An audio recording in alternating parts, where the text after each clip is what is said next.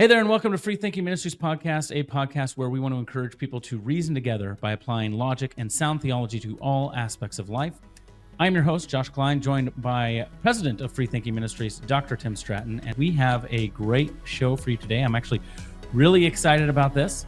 Today, we're going to do some reaction to some of Charlie Kirk's memorial and assassination, some more stuff there.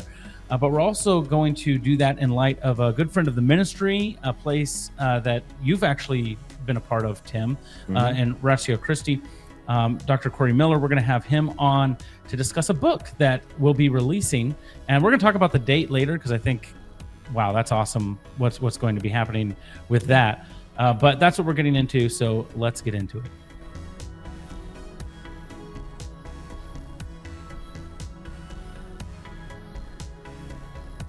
So, Tim, how's it going? Yeah. It's been 2 weeks since Charlie Kirk's assassination. How are you feeling? You know, I couldn't think about anything else from that Wednesday when Charlie Kirk was murdered through the through his memorial. I could not think. I tried to work on other projects, things I have to get done, and I just couldn't do it. But it was very therapeutic for me also to write through these things on our website at freethinkingministries.com if anybody wants to see the result of everything that I was everything that was going on in my soul. But I'll tell you, and I think we'll talk about this soon, but I felt like when Erika Kirk spoke and then eventually we saw this miracle that could only happen through the power of the Holy Spirit, because I don't think a human can do this on their own, to watch her forgive the murderer of her husband. That was just an amazing moment. We'll talk about it when Corey gets here, but I felt like I finally had a little bit of closure at that point. So this week I've started to get some other things done as well. So yeah, I felt that way too. Yeah, I felt that way too. So, hey, we might be able to get a little bit more into the memorial with our guest today. And for those of you who are listening, please like this video, subscribe, do all the things, rate us on Spotify, on Apple Podcasts. And if you're out there and wanting to carry on something like what Charlie Kirk did with Turning Point USA, but maybe you're wanting to primarily look at apologetics rather than a political context, although I think the two are intermeshing these days. That's right. Our next guest can actually get you hooked up with that. He is the president and CEO of a group called Ratio Christi, and a group you helped out with for some time, Tim, right? Yeah, I'm still technically part of the organization, but we're kind of inactive right now on our local campus. We need to get that up and going now's again. the time. Now's the time, man. Right.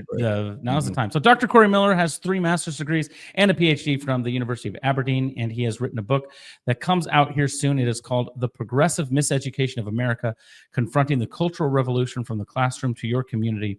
It's going to be published by Harvest House Publishers. And so let's welcome to the stage Dr. Corey Miller now. Dr. Miller, thank you for joining us. Welcome to FreeThinking Ministries. Yeah, welcome to the show. So fun to be on here. Thanks, gentlemen. Looking forward to this. Yeah.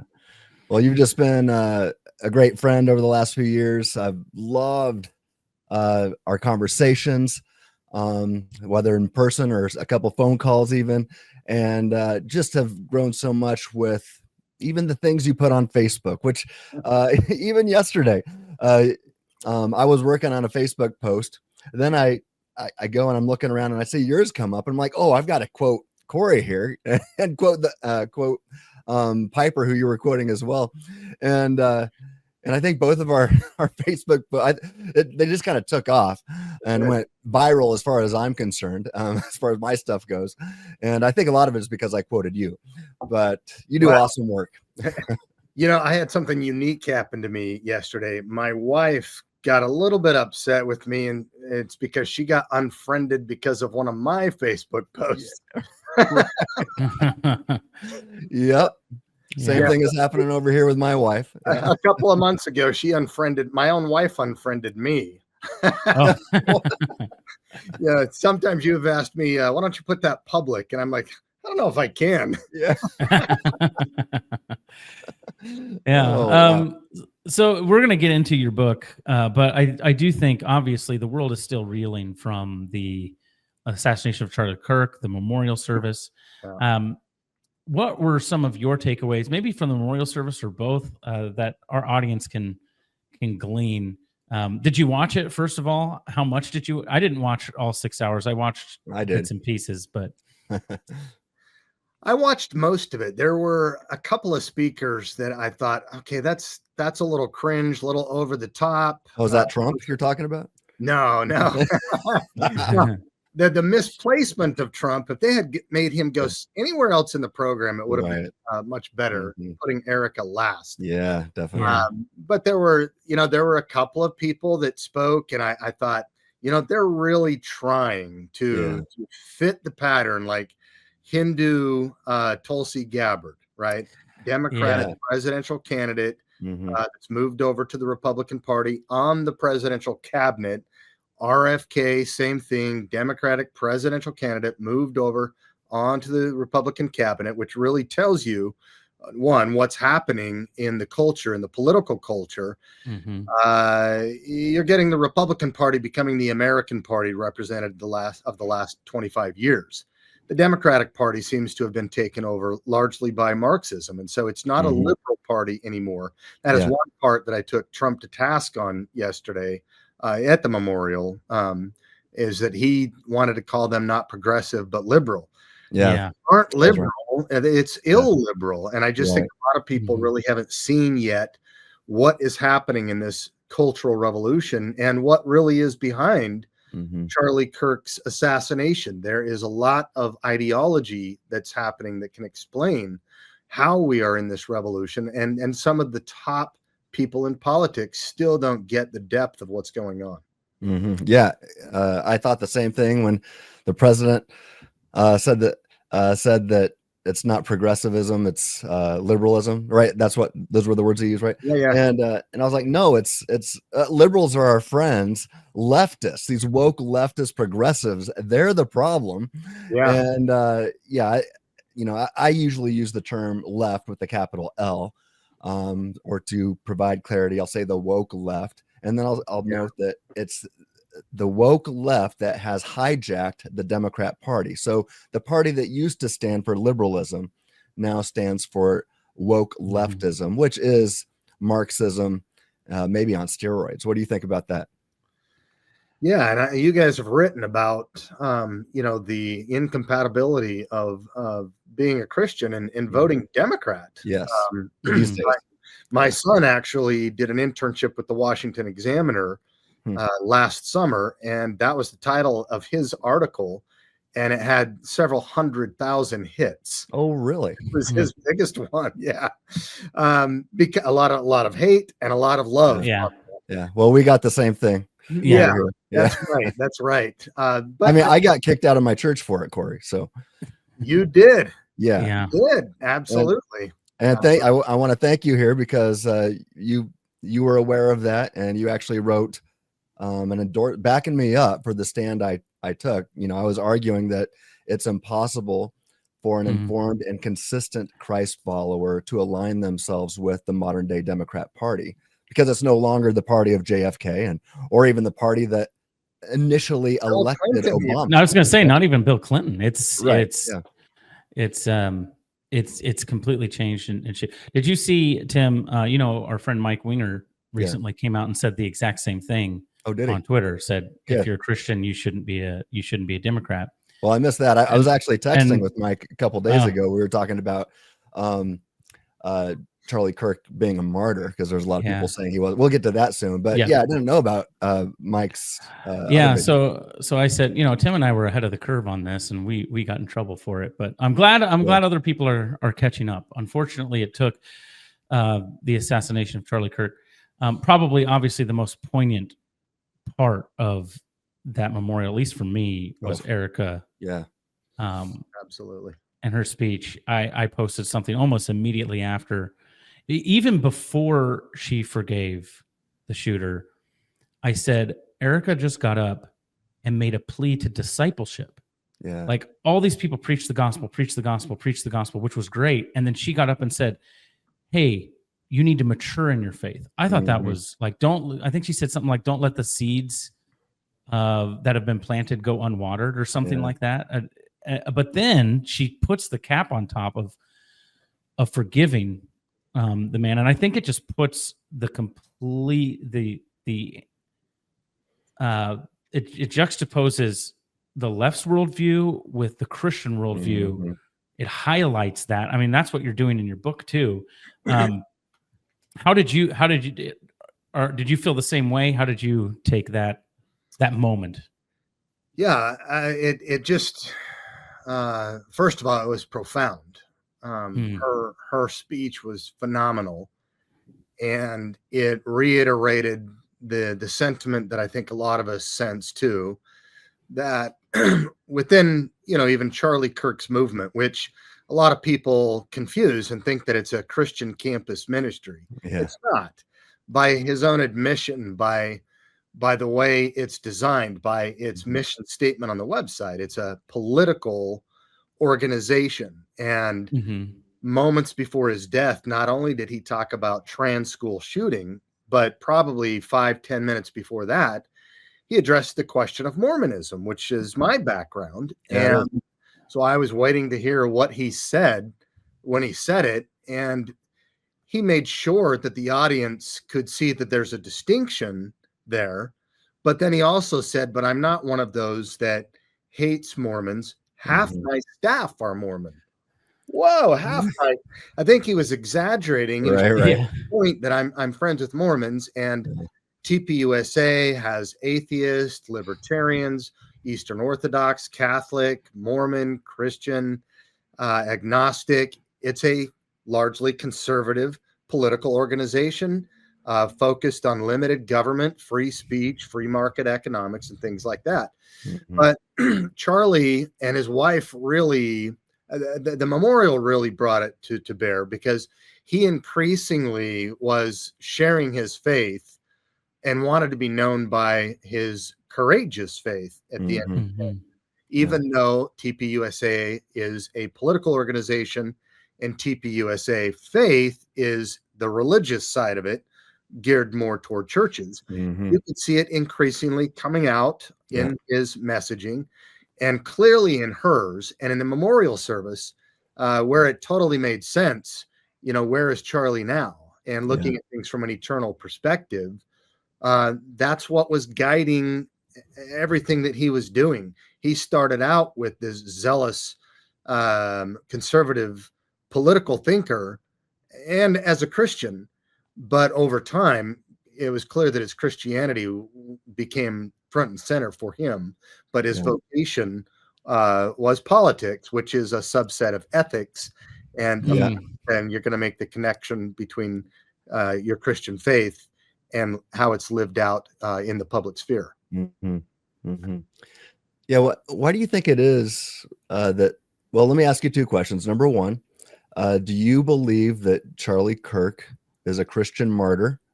And number two, why do you think so many are having a hard time giving him that label?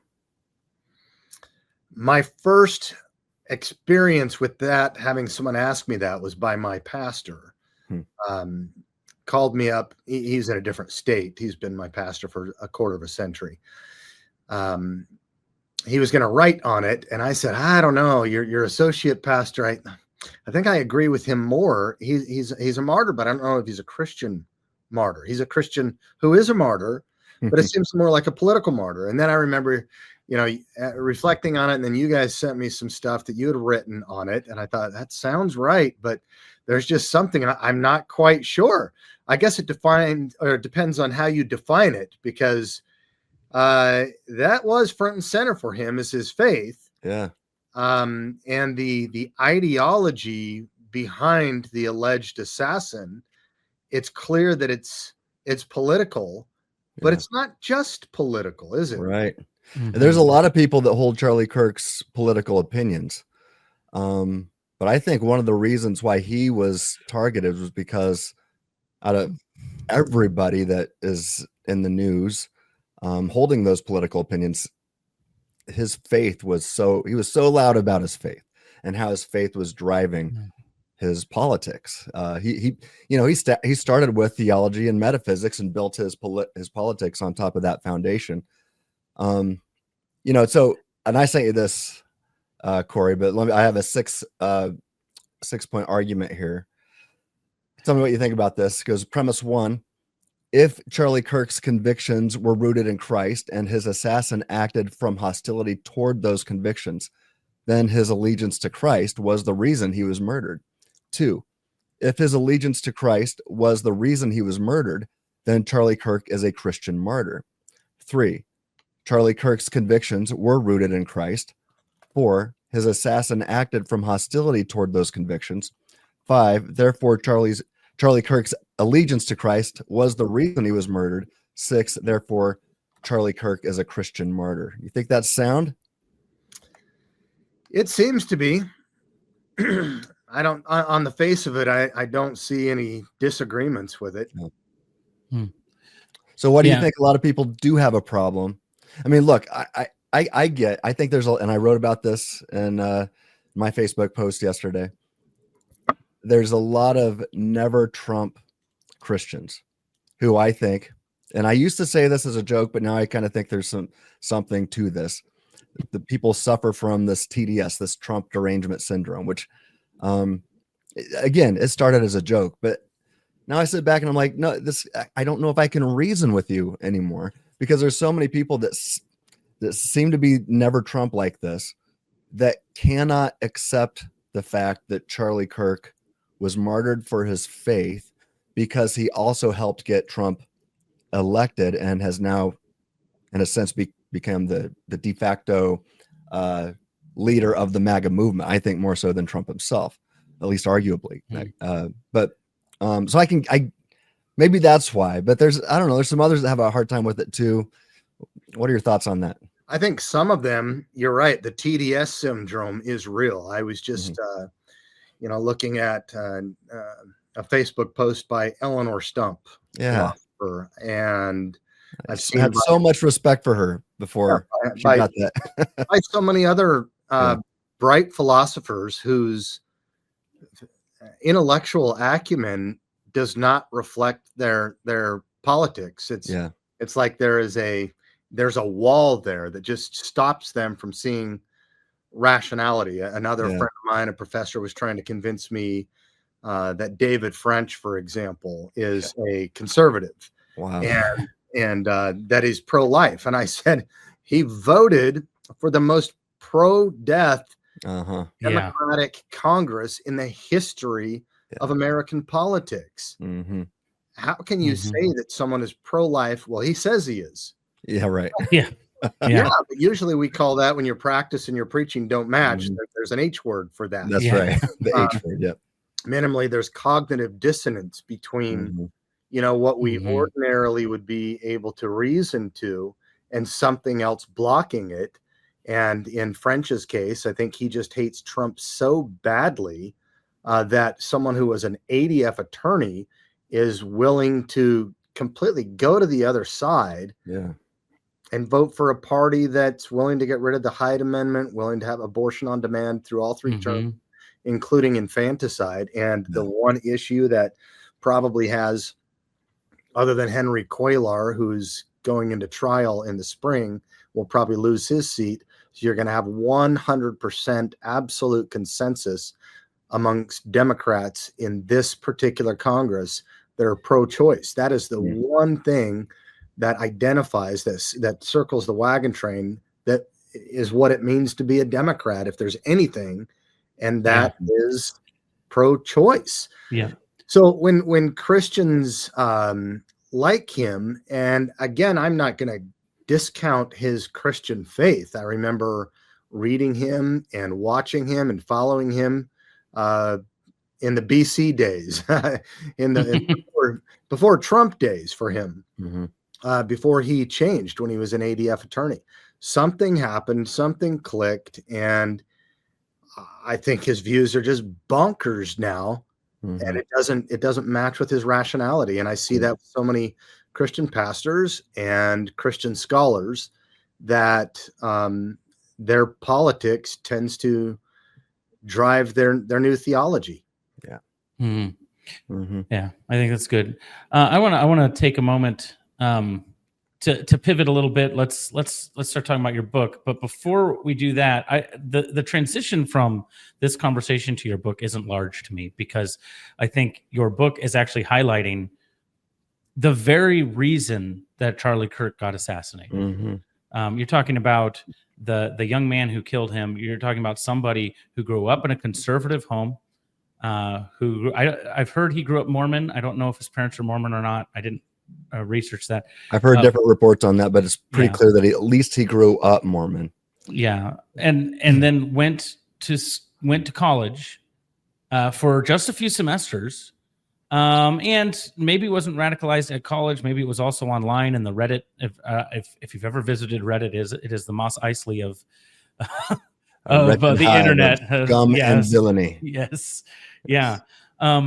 So we see that ideology, and it is when we say the left killed Charlie Kirk, we're talking about there's an ideology that seeps into the soul that, when carried to its ends, results in this. There's this violent thing. So I actually want to play a small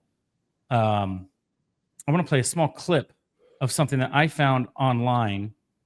And the reason I want to play this is because I think it actually transitions fairly well into what you're writing about, because it's a person who went, after Charlie Kirk's assassination, went to the University of Texas at Austin and asked people what they thought about the assassination of Charlie Kirk. And these are just normal everyday students. Okay, these aren't activists; they're normal everyday students.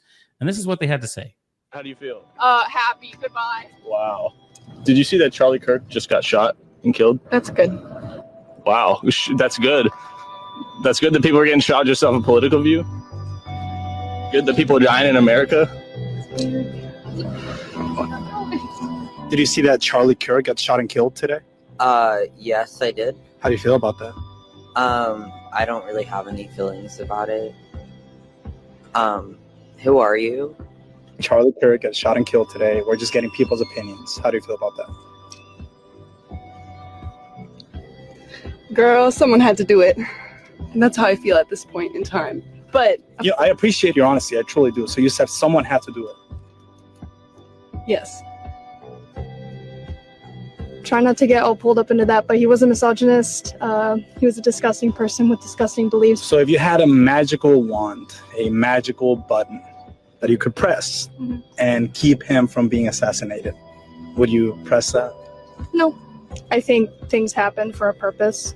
And if that's how his life was ended, then that's how it was ended. So, Well, I can agree with her last statement. Things do happen for a reason. And get ready. I think we're starting to see Charlie's voice be amplified, and more people know of his views, and now are going down the rabbit hole of Charlie Kirk and watching all of his interviews. I am so glad that all these lies, that he was racist and a misogynist and all these other things, people are starting to see with their own eyes and hear it with their own ears, just who he was exactly. So anyway. Well, I think some people are starting to see that, but in relation to your book, it seems to me that really the education system is pointing people this direction. Even if you look at the clips, some people will look at the clips in context and go, "Oh yeah, if he said that, he, like his DEI clips, well, yeah, he's a racist." So I guess that's the transition to me, is as you wrote this book, is this seems to be more common than I think the normal person over the age of 35, 36 who went to college 20 years ago or whatever would care to admit. Is that what you found as you were writing? Yeah, I mean, this is something. If I go back, first of all, looking at the book, The Progressive Miseducation of America, Confronting the Cultural Revolution from the Classroom to Your Community. It was originally called The Third Revolution, looking at, from campus to culture and a vision forward. How do we get out of this? I studied revolution, all the major revolutions, and I wanted to look at what kind of revolution we are in. I go back to the time that I began my doctoral work at Purdue University, and 6 weeks into it, I am getting prank calls at 3 o'clock in the morning, mocking me for my faith by Marxists. And one gets kicked out of the program for burglary. Another, I've since had a Texas congressman call me to get a character assessment because the attorney general has been investigating this guy because he doxed a police chief's wife, and he's got this Antifa profile. He's now written 4 books on anarchy, and he's a tenured professor in Texas. I saw all this stuff coming. This was back in 2004, 2005.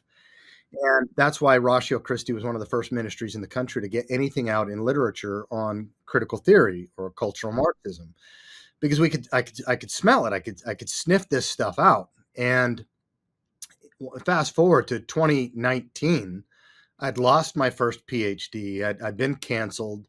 I had to go legal because of queer theory at Indiana University, where I taught. I've been canceled by Christian ministries, Christian seminaries, philosophy departments, by Christians who could have had my back on all of this stuff. But the world has become a different place. And so the first part of my book is, this is no longer Grandma's America. What has happened? We are living in a cultural revolution right now. Second part is, look to the universities. And third part, what do we do? So in 2019, one of the arch enemies of our worldview was Peter Boghossian. And Boghossian wrote the book, A Manual for Creating Atheists. He and Richard Dawkins and Sam Harris and the New Atheists, that group that were part of the Reign of Terror, the Religion of Reason, the French Revolution. At the end of a period of time, were just raising Cain in America. But he was seeing something that I was also seeing. And so we got together. He invited me into his classroom. This was before George Floyd. This was before COVID hit, to give arguments for God's existence in his atheism seminar at Portland State University, home of Antifa, that we would come to find out. Yeah. Right? Terrorist organization. Yes. Now, finally. And Charlie Kirk, as Erika pointed out, vigils and prayers happened, not riots in the streets and takeover of American cities. But Yes. we're in Portland, and I'm giving arguments for God's existence in his classroom. And then he taught his students how to try to take me down after. We had a good time. And then we went to lunch together. And he proposed an alliance of sorts. And I thought, okay, that's odd. This is interesting. What do you have in mind? And he says, well, we need you and you need us. Wow. You're already gone out of the universities. We're next. They're targeting us. You need to stop talking about apologetics. If you want me to talk to your board, I'll talk to them. No one wants to hear about talking snakes anymore anyway. This is about civilization. I'm done with this debate on theism and atheism. This is something more important right now. We need each other. I knew exactly what he was talking about. Yeah. And I said, okay, but remember, your side caused this. I remember. Yes. Didn't you say something like, you guys opened the door for this evil to come in, right? And he later admitted it in a podcast too. And I write about this in the book. Really? Okay. That he said that me and Dawkins and others, we talked about this, and we thought that if we burned down the city and the God of the city here, something else is going to replace it. But none of us had any idea how bad this other God or God were going to be. Yeah. And they thought it would be science and reason, but science and reason doesn't have a moral, as much as Sam Harris wants to say it does. They thought that something would be a surrogate for the Christian God that they were burning down. Yeah. And he was hoping through, his kind of therapeutic methodology, which was to treat people of faith like psychiatric patients, a bit different from how Dawkins thought about treating them. Treat them like psychiatric patients and move them from blind faith through Socratic questions to through reason, which would eventually lead them to science, and then eventually to atheism, and we would all be happy and enlightenment now. Right? So basically, Charlie Kirk's methodology. Kirk's methodology on campus was Peter Boghossian's methodology on campus as well. And so he called it street epistemology. And so we set out to do this, and we began with 4 universities in Utah. of all places. Hmm. And we were going to then move on to Texas, and we were going to do like a year-long tour. And we started at, I think it was Utah Valley University, the place where Charlie Kirk was assassinated. And we spoke there as allies on viewpoint diversity, the death of intellectual diversity in the universities. You've got a liberal atheist and a conservative Christian coming together. And then we went to the university where Charlie Kirk's alleged assassin did his first semester of college at Utah State. Okay. And it was there that we had a woke group that wrote an open letter to the president, the college president, to get us canceled and disinvited, calling us logical fascists. Anyone ever called a fascist before? And I was calling everybody fascist. Oh, it's these anti-fascists, this Antifa. Right? That word will come up later. It comes up in the book. Yeah, methinks thou dost protest too much. I And think. then, we were hoping for the big game day at the University of Utah, where I remember telling Pete, I said, why don't you call the atheist groups on campus? I'll call the Christian groups, and we'll have a big, festivity there about what's happening and why we're unifying and what's this other worse thing that we see, worse than both of us, more threatening than us, right? It's like Churchill and Stalin becoming allies because some little small mustache guy was in town, and they were going to keep an eye on each other. But right now, you got to get rid of this guy, otherwise there's no future. And he said, "Are you kidding me? None of the atheist groups on campus would help us, me or Richard Dawkins. They're all woke now." Really? So I tried. They didn't respond to me. The Secular Student Alliance. But they put me on their email list, which eventually led to a lawsuit that led us to be the intervening defendants against them. And after a 4-year litigation, give Joe Biden a going away present in December before he left office. Yeah, I saw that. That came about because of this situation. But he was right. Pete was right. All the atheist groups on campus had all gone woke. They were no longer Richard Dawkins kinds of groups, right? The first revolution was dying out. And the second revolution was in its ascendancy. And so I called, we tried to do this in advance. And I tried to get some of my old colleagues with Campus Crusades, Faculty Commons, a ministry that I used to be part of. And I tried to get them to bring crew, and they wouldn't come. And I said, why not? And my colleague said, well, I told them that this stuff you're going to talk about social justice and critical theory, it's like a Trojan horse. There can be some good stuff in it, maybe, but there's some Marxism in there too. And you got to weigh this stuff carefully. And the leader of the Northern Utah Crew movement said, well, maybe we can learn from Marx. Oh, wow. Geez. So I got on the phone with him and said, look, I just want to talk you down from the cliff here. I want to let you know who I am. I'm from Utah, 7th generation Mormon. Ancestor was a bodyguard of Joseph Smith. Really? Yeah, for real. And was he there in the room when he was killed? No, I don't want to digress too much. But sorry. What I do now is I go raise support for Ratio Christi. Okay. One donor at one point, he said, wow, you've got this book coming out. So I've now got 3 books on the topic. He said, you've got this book coming out. You wait here. I know you're busy, but I got to get my niece over here. Get over here. You got to hear this guy's story. And so tell her who your ancestor was. Well, my great-great-grandfather was a colonel in the Mormon battalion, and he was a bodyguard of Joseph Smith and later reported to Brigham Young. And now tell him who your ancestor was. My great-great-grandfather was the man who shot and killed Joseph Smith. So this donor said, so your grandpa wasn't doing his job. Oh, wow.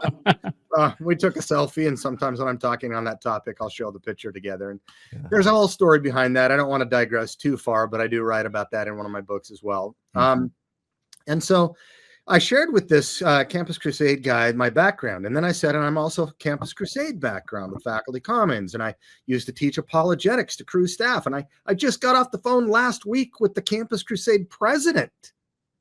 Having said all that, I know the air you're breathing. We are not going to, destroy relationships that you're trying to build with what you call marginalized groups. If you're afraid to expose your students to viewpoint diversity, the kind of diversity that you ought to have at a university, then just don't bring your students, just bring your staff to listen to us. Okay, we'll do that. On game day at the largest university, University of Utah, no one showed up. And we learned later it's because he decided to hold a venue that all of his staff had to attend and watch a video on white guilt. Jeez. This was 2019. Yeah. And so, of course, I called the crew president after that, let them know, sent them our booklet that we made available in an entire series that we have of 50 now. And of course, that ministry got hit over the head. Over 5 to 8 years, it's estimated they could have lost up to, 20% of their field staff, lots of donors. You go woke, you go broke. This stuff was happening everywhere. And you and I were seeing it. It was just about to break loose. And then COVID hit, and George Floyd got killed, and the whole country it was the trigger that set off everything ready to explode. It was like what was the War of the Worlds, Tom Cruise's version, for thousands of years, these alien mechanical things were below the subterranean levels of the earth, and something triggered and all hell broke loose. That's what happened. People think, what happened? What happened to America? It just came out of nowhere. And I say, no, it didn't. It is in all America. It's all over the West. And it has gone from into the churches, in the campus ministries, the Christian academic societies, the seminaries, and so forth. But it comes from the university. Didn't we start those? And so I write about this in the book in part 2. Look no further than the universities. What happens in Vegas may stay in Vegas, but what happens in the universities doesn't stay in the universities. As goes the campus, so goes the culture. As goes the U.S. university, so goes the world. Quite literally, 1 out of 3 presidents, prime ministers, or dictators around the world got an academic degree from a U.S. university. This is ground zero, leverage point, the Archimedean point of the lever and the fulcrum with which to move the world. I get a lot of Christians when I say that the university is the most influential institution shaping civilization. And some Christians of certain theological persuasions want to say, oh, no, it's not. It's the church. It's the church. Really? The most recent statistics show that 30% of Americans attend church weekly. If you want to say almost weekly, it's 37%. But exactly 37% of ages 18 to 24 are enrolled in college. And if you go to church every week, you get 52 sermons a year.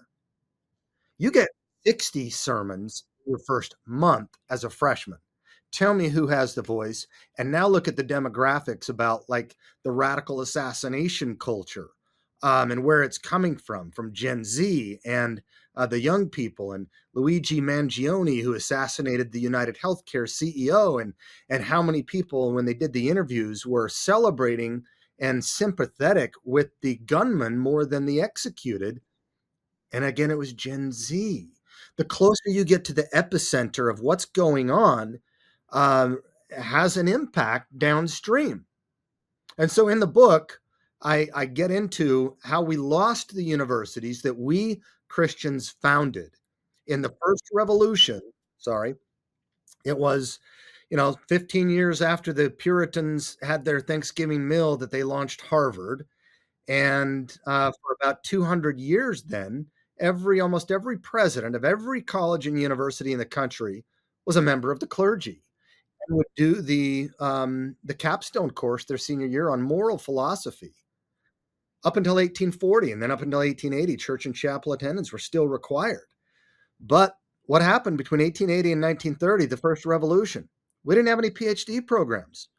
So we sent our best and brightest overseas to this place called Germany, where it was the most educated country in the history of the world, formally speaking. And you have Marx graduating from, say, Humboldt and Engels and Einstein. And then you had Kant and Schleiermacher and Nietzsche and Freud and all these grandiose thinkers. Our graduates would come back, and the battle was on at Harvard, Princeton, Yale, Columbia, and so forth. By the 1930s, the dust was settling. The first revolution was over. They had won. We had to start all over with, instead of Princeton, it was now Westminster. We had to start Biola and Calvin and Wheaton and so forth. And for 100 years, that reign took place, and all the departments changed their names from politics, which was always a subset of ethics, to political science, from psychology, which was the psychology or the study of the soul, to the Department of Psychological Sciences, which is just the brain and the central nervous system, right? Everything changed because everything was about reducing things to chemistry and physics. Right at that time in the 1930s, there was something happening over the pond again, in Germany again, with this little group in Frankfurt, the Frankfurt School of Critical Theory. And in the 1930s, because the founders of that group were mostly Jewish, and they were new Marxists, ones that said, what in the world happened? Marx's predictions didn't come true, but something about it's true. We got to recalibrate here. Oh, I know. Let's listen to Gramsci down south in prison and read our own thinking on this. The West is not ready for the frontal assault like the Russian Revolution or the Maoist Revolution later. You can't ever take the West because it's like this castle and moat that just keeps rebuilding, almost like a cell. Every time you take shots at it, it just rebuilds, it regenerates. And so Gramsci divided between political society and civil society, where you've got government and military and law enforcement over here. You could do that in the Russian and the Chinese revolutions, but in the West you couldn't. You had to do the soft tissue of culture, the civil society of academia, media, and ecclesia, church. So the long march through the institutions thinking began. And these revolutionaries in 1933, when the dust was settling in America, the little mustache guy rose to power. And he was a national socialist, not a globalist socialist. And so the globalists, the anti-fascists, the Antifa, had to get out of town. And where'd they go? Columbia and Brandeis and UCLA and other places. And so Revolution 2 was now just starting to incubate for the War of the Worlds that would come later, driving through the 1960s revolution with Marcuse and other people, and then Peter Singer being part of this little movement right around the time, himself a Marxist and a Jew, and being one of the most famous moral philosophers of all time now, talking about sex with animals being okay. Yeah. And then you have this recent assassination where it turns out he's got a lover who happens to be a furry. Yeah. Oh, okay. So there's some deep ideological root here. Well, 90s hit, and I'll try to bring this to a close here so we can just further the dialogue. Yeah. I've got a lot to say on this. No, it's great. Yeah, this is what we want. Yeah. In the 90s, you're still, the 60s, they didn't take over. The new left, the leftists, not the liberals, the leftists. Mm-hmm. Yeah. They didn't quite take over. They got a little violent here and there. They realized the American people didn't like that. And so Marcuse and Rudy Dutschke and other thinkers talked about this long march through the institutions. And Marcuse said, the workers of the world unite used to be about the factory floor. It is no longer about the factory workers. The new workers are the elite in academia. Mm-hmm. And from there, they need to spread to ecclesia and media and politica and things like that. And so they ensconced themselves into the universities. And in the 90s, the ratio of liberal to conservative professors was about 2.3 to 1. Mm-hmm. Still severe, very severe when you think there's 100 professors. How many of those are going to be liberal? Yeah. But there's an accountability there. It's not a echo chamber. You have some checks and balances with it. 2.3 to 1. Now it's 12 to 1 for those who are retirement age, 23 to 1 who just got tenure and have like a Supreme Court justice lifetime appointment with tenure. And if you go to the Ivy Leagues that everyone wants to go to, where they're all kind of radical now. It's 100 to 0. Well, it's 27 to 1, and in certain departments like religious studies, it's 70 to 1. And Yale just last month in their humanities and social sciences, it's 78 to 1. And when you look at Yale faculty and campaign contributions, 92 7%, I think, of Yale faculty, of all the campaign contributions given to Biden came from the Yale faculty. That was the percentage. I mean, this is a monopoly. This is not viewpoint diversity at all. And so, when you're looking at these universities today and wondering what in the world is going on in culture, ideas have consequences and bad ones make victims. Yeah. You can see where all of this stuff is coming from. And a lot of Christians get excited now because you've got this powerhouse on top, and a lot of, people are just frustrated and pushing back. And there's this retreat now of DEI or DIE in the universities, and certainly in the corporate world. But in the universities, it is not a retreat. It's a tactical retreat. Yeah. It's lipstick on a pig. I mean, at the moment the transition happened from Biden to Trump, there were 100 40 to 60 hour a week DIE officers at Harvard. What are they doing with their full-time work? I can tell you what they're doing. It's activism. It's political activism. These are political commissars of the new left. This is the Red Army. They're not fascists. They're anti-fascist. Both are preoccupied with race. Both are authoritarian and totalitarian, but they're different. And these guys are far more dangerous. Peter Boghossian realized that, and now we can see that. Yeah, we've got neo-Nazis. Yeah, we've got some people on the right that are violent, but they don't square with history, the violence of Marxism, or with the violence of the new left in America either. And so the rest of the book is to say, well, what do we do about this? And I can go on to that, but maybe we can pause and reflect. Well, that's just what I've been wanting to ask you for so long. What do we do about this? Yeah. It gets depressing when you hear those numbers of the ratio between leftist professors to conservative professors. And yeah, how did it happen so quickly? I mean, I did my undergrad in the 90s here at the University of Nebraska in Kearney. And I had my liberal professors, but I definitely had my conservative professors too. I had some good, strong Christian professors.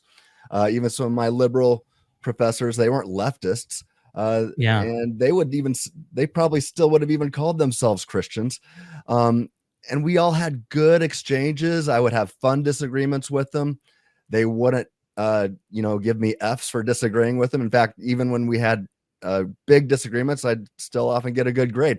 And so how did this happen so quickly? How come it's not like it was in the 90s anymore? I mean, so I go into detail on how the first revolution took place.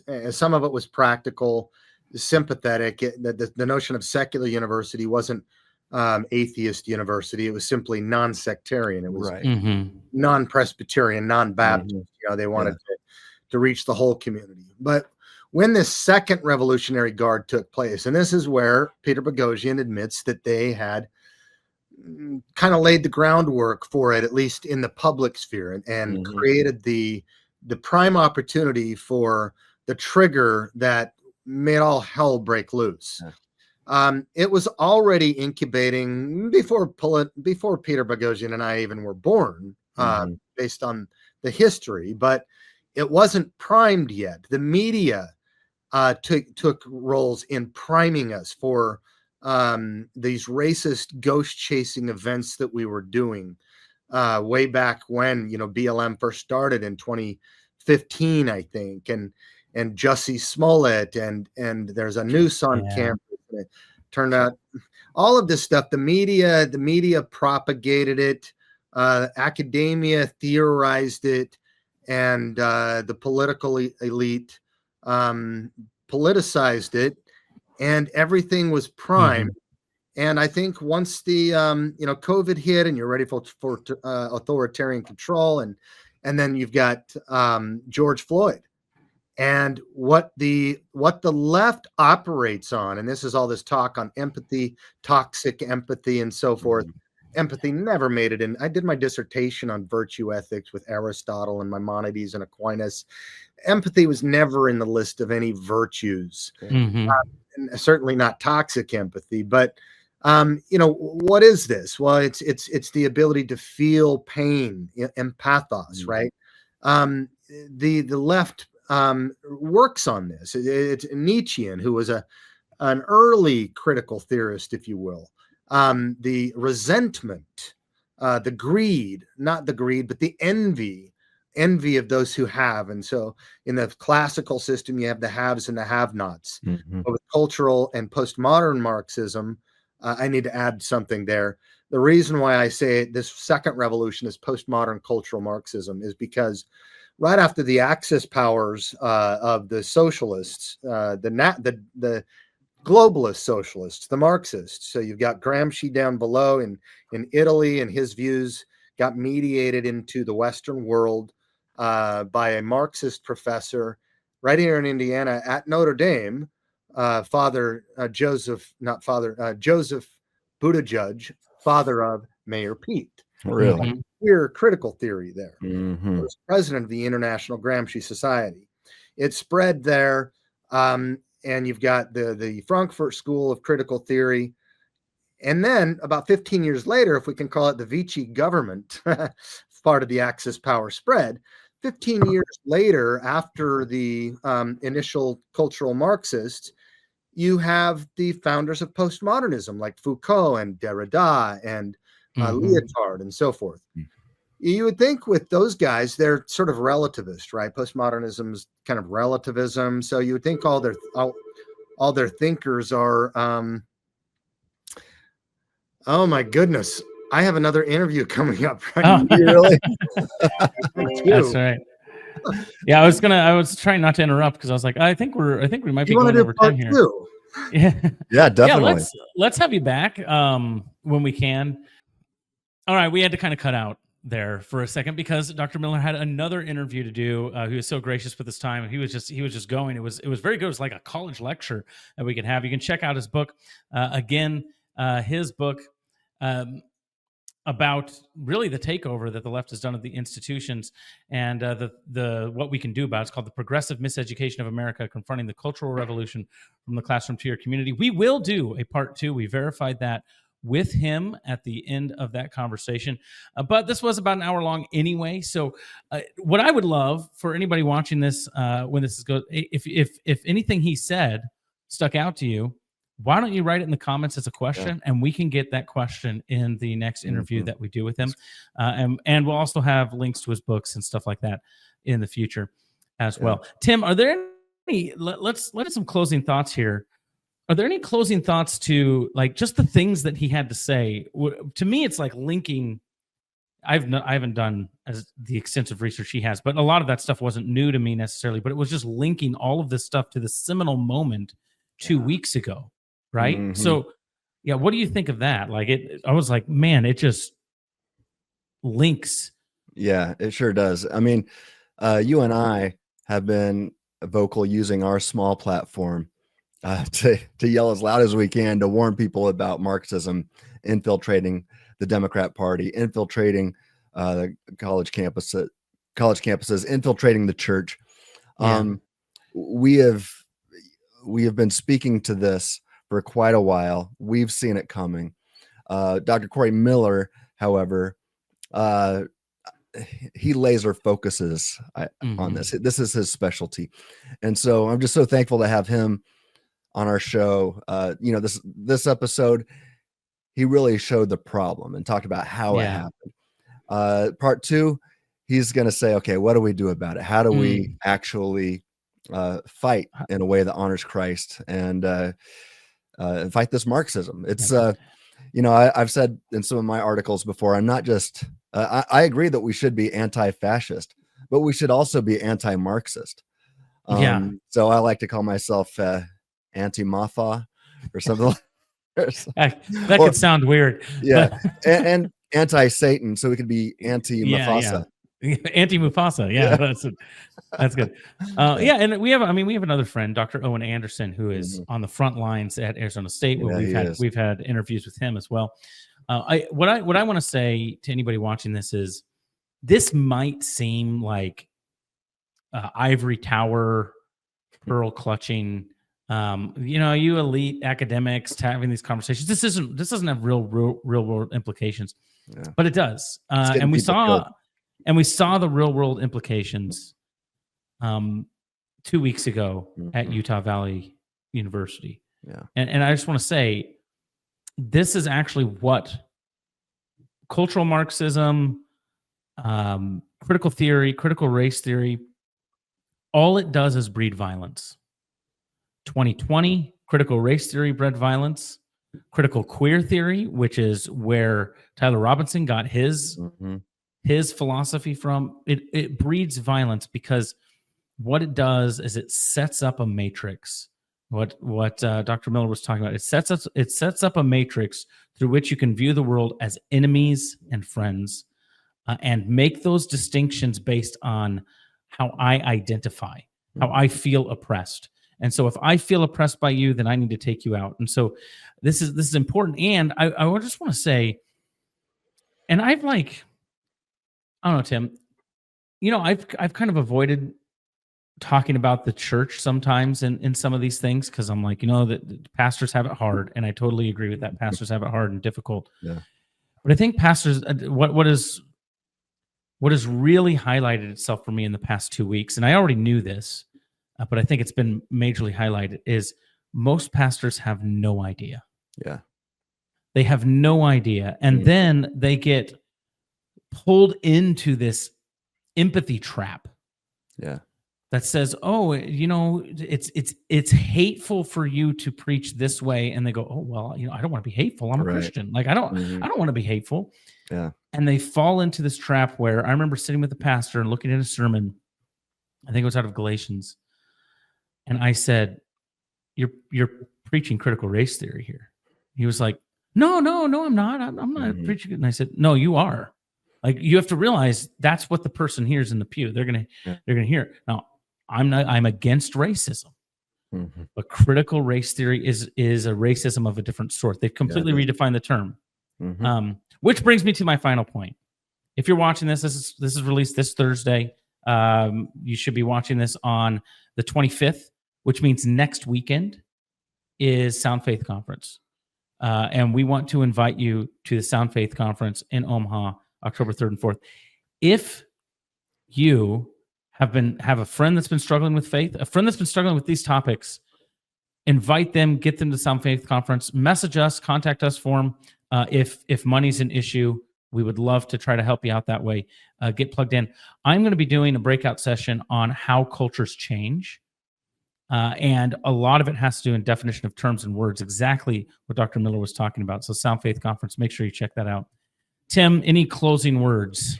Yeah, the last thing I want to say is, Josh, you mentioned how you've been reluctant to point out the problems within the church with Marxism creeping in.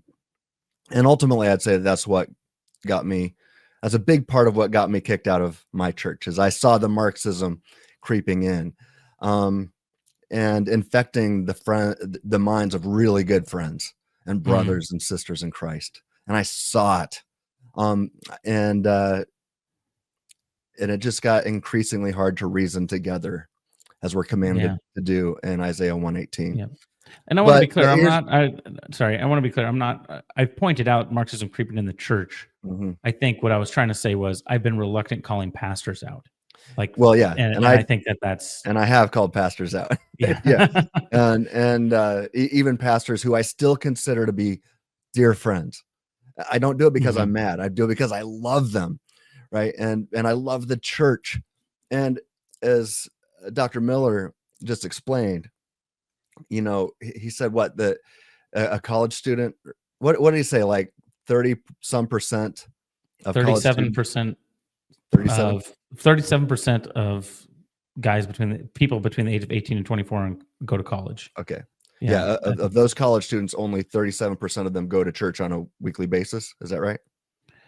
I can't. Yeah, I think, or 32, like less than 37. Okay. If semi-regularly, 37%. All right. Let's just say semi-regularly go to church once a week, and they're getting indoctrinated every other day of the week by Marxists. But then if they do go to church, and those 37% are going to a church, but they're going to a church where Marxism has infiltrated The church? Yeah. I mean, what is the percentage of pastors today in churches that are awake and see what's actually going on, see how Satan is infiltrating this culture? And Marxism is satanic.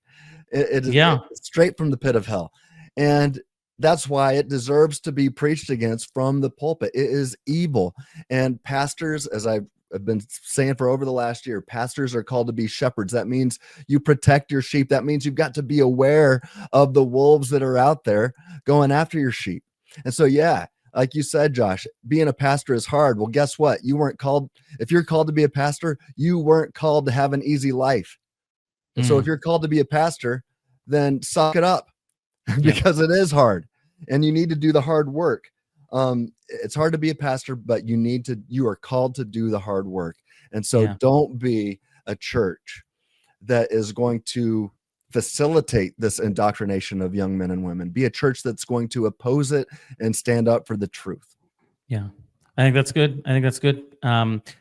Please like this video, share it, subscribe, and maybe share it with a pastor friend that you think needs to hear it. We'd love to have a conversation with any pastors. One of the things that I've said to pastors is you don't need to be an expert, but you should surround yourself with them. Yeah. I'll be frank. I sent a message to the pastors of my church today, this week. And I said, I know you guys have been blindsided because this isn't the waters you swim in. I said, this is the waters I swim in. Let me help you. Let me help you because I will help you.